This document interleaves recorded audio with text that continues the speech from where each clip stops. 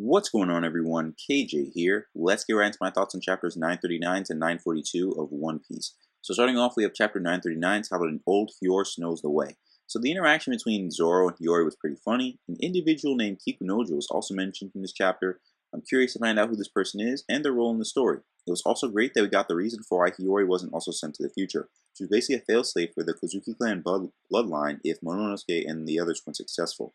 I'm happy we finally got more info about Kawamatsu in this chapter. He is indeed a Kappa, and he was also the reason Hiyori is still alive today. Of course, the main thing I want to see is his appearance. The 9 red scabbards were also revealed, which is pretty cool. The chapter also showed another prison where all the rebels were being held, including lost crewmates, and it was crazy to see how many people were captured. But one of the craziest parts in the chapter was seeing Luffy see the future to help Hyogoro out while in the sumo match. I also like hearing about Wano's interpretation of hockey, but the last part from this chapter was definitely the best in my opinion. Hyogoro hit up Hakuman with the advanced technique Luffy was trying to learn. Was not expecting that for sure. I'm looking forward to seeing Luffy learn this technique as well as if he'll ever get an official name for it. But rating-wise, I decided to get rid of the rating system for my reviews moving forward, as I feel like I can better express my thoughts on whatever it is I'm reviewing with just words.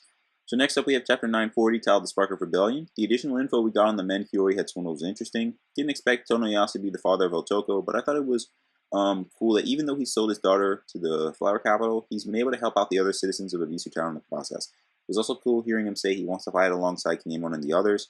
This chapter also revealed Wano Country's name for hockey, Ryuo, and I enjoyed Hyogoro's explanation of it, and I'm looking forward to seeing Luffy use and eventually master the hockey shockwave technique. At the same time, it was kind of funny seeing him take down many of Queen's fighters while attempting to use it as well.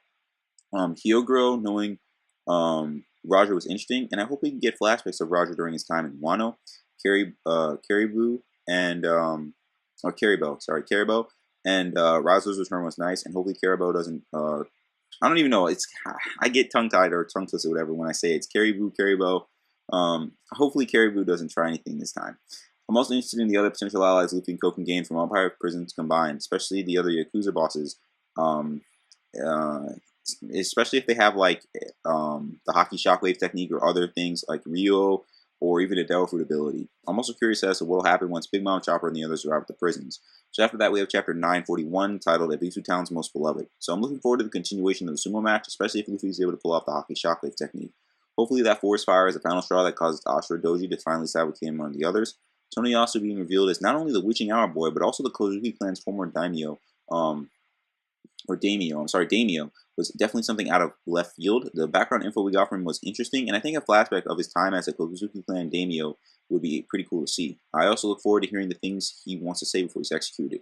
And last but not least, we have chapter 942 titled The Daimyo of Hakumai Shimotsuki Yasuie. I don't really know how to pronounce that last word. Yeah, if it's Yasui, or I don't really know. I apologize if I mispronounced it. But this chapter was excellent. I wanted to get a flashback of Tonoyasu during his time as a daimyo, and his chapter delivered. And man, he looks so different in his youth compared to his current appearance. But maybe that's the reason he's been able to stay around for so long.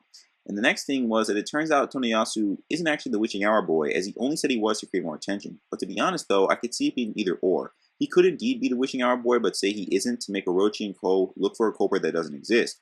Or he's actually not the Witching Hour Boy, and he only said he was at first to keep the true identity of the Witching Hour Boy a secret. After that, he pointed out that Wano's beauty has become tainted due to Orochi's greed, and that's certainly a fact. A perfect example of this would be when Otoko got poisoned many chapters ago due to drinking the water. Tonoyasu also revealed that he was the creator of the Kozuki clan paper symbol, and that was all a prank, which caught me off guard for sure. He also mentioned that Orochi's paranoia was the reason why a multitude of people bearing the Kozuki clan symbol, which by the way was actually just an old popular design for many of them, were arrested. He also explained the curse that binds your heart, and I believe this went in hand with the whole paranoia thing, as well as what Lady Toki said to Orochi about the prophecy and whatnot. I'm also looking forward to getting more info about the new meeting place for folks being kept in the Rasetsu district prison. With all that being said, Tonoyasu was shot, and many folks from Ebisu town start laughing with tears. At first, I was a little confused at why this was happening. Even though past chapters explained they kept a positive outlook throughout all their hardships, I kind of thought they could exhibit other emotions like sadness every now and then, you know? But the reason for their behavior was expanded upon, and boy was it shocking. It turns out that Smile, the fruit, the artificial devil fruit stuff, is the culprit. Now, it's great that we got this info, but I still wonder how exactly Smile played a role in all this. Was it constant exposure to the factory gases creating Smile, consuming food/drinks that were contaminated from the Smile producing factories? Were these citizens perhaps early test subjects for Smile? I hope that can be elaborated on, as it would be good to find out why. But man, Orochi and the others' decision to publicly show Tonoyasu's execution definitely backfired on them. It was due to a sacrifice that not only Luffy and Co. It was due to a sacrifice that not only were Luffy and Co. given a blank slate, but he was also able to potentially plant seeds of disloyalty in Oroshi's forces, which was really nice. It's sad to see such an interesting character pass on, but in the process, we got a lot of info, and I hope his death can give Luffy and Co. another reason to stop Orochi, Kaido, and their forces.